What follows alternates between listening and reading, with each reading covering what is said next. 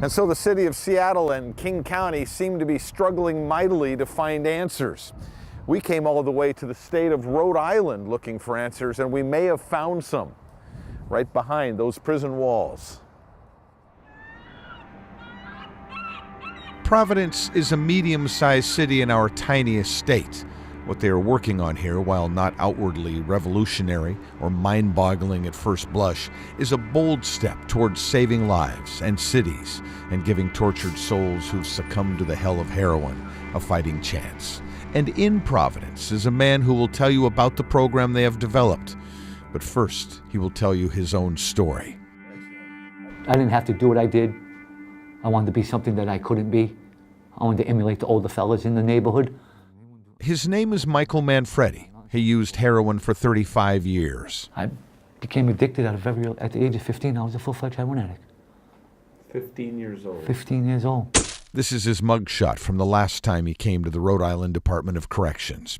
20 years of his life had been spent locked up. Well, nothing seemed to work. It was a life reeling out of control. When I got the handcuffs put on me at my house that day when they kicked my door in, I looked at the lady detective and I said, "Thank you." And she looked at me like I was crazy. She said to her partner, she said, "This guy's nuts, ain't he?" She said, well, I said, "You just saved my life." Because if she didn't stop me there, I wouldn't be sitting here today. I would either be dead or I'd be doing life. The question facing Rhode Island is similar to the question facing much of the United States. How do we protect our society while at the same time showing compassion towards those who are sick and struggling? It may be the question of our time. I've wanted this program basically since the day I started. Dr. Jennifer Clark is the head of what is referred to back east as the MAT program, Medication-Assisted Treatment. We can't just ignore our way out of this. We can't arrest our way out of this. People are dying, and there's something we can do to stop that. It starts out here, really, because the first thing that they do in Rhode Island is enforce their laws. Drug dealers and the people who steal and commit crime to get their drugs eventually end up in this place, the Rhode Island Department of Corrections. It's not a nice place. It's a prison. But inside the walls, something amazing happens. Every day, the inmates who are in the MAT program line up and they take their medicine. There are 3 opiate blockers that work: methadone, Suboxone, and Vivitrol. They are FDA approved. They get people off heroin. They save lives. Prisoners who enter the program choose which medicine they want to use. Michael Manfredi chose Vivitrol. He remembers when he first started taking it near the end of his last stint behind bars. And one night I got a call, it was about 6:30. Come to the front desk. I said, "Oh no, hey, what do I do now? I know I didn't do nothing wrong," but they said, "Go see the nurse." I had tears in my eyes because I knew it was time for me to get that pill. Really, this is the perfect setting because there's not as much distraction, actually. Linda Hurley is the president of a nonprofit called Kodak. It's been around for 50 years on the outside. The state of Rhode Island hired Kodak to distribute medicine inside the walls of the prison. All 3 medications you carry on your life. It's no different than if you were utilizing lisinopril or something, I don't know, a blood pressure medication or insulin. You have a family, you have a job, you build your life. What it does is it stabilizes us physically so that we can do the emotional work that we need to do to heal from the disease. I started messing around with the pills and everything, and then once I found opiates, that was the end of it, And then Ray Vincent has been behind bars for 3 years. He was stealing to support his habit for a while, then he upped the ante to robbery. Maybe if I didn't come in here, I'd probably be dead.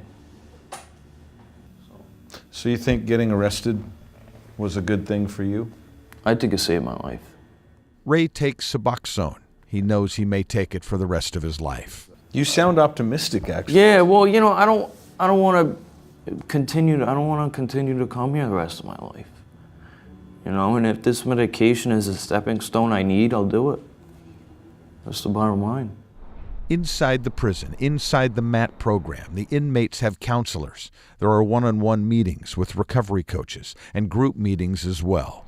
They hit addiction with every tool they can throw at it. And the recovery coaches come in and meet with anyone who's willing and interested in meeting with them so that they can develop a relationship with them on the inside and then have that relationship sustained on the outside. Kevin Tangway says, "I wasn't arrested, I was rescued." And were you stealing to Yeah, that's my main thing. What I do is I shoplift. I'm a shoplifter. He's been in prison 8 of the last 10 years. He's on methadone. We get it at 12 o'clock, and we're monitored. Like, we get dose evaluations, like the doctors, the counselors.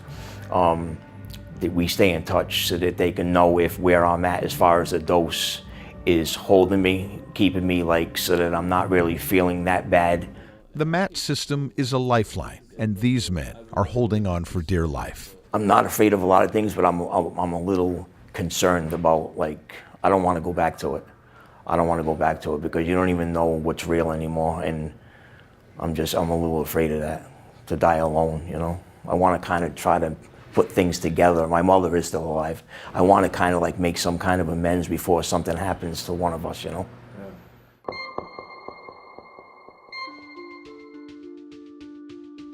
Look at this place. Look at all the buildings, the infrastructure. What if this was a specialized facility where we could use all of our resources and knowledge to fight this thing that is happening? What if it was a place where doctors and counselors and caseworkers were available, along with the treatment drugs that we know work, the ones we know save lives? What if this was a very specific place where sick people learn how to live life again? Job training, therapy, treatment, all of it in one place.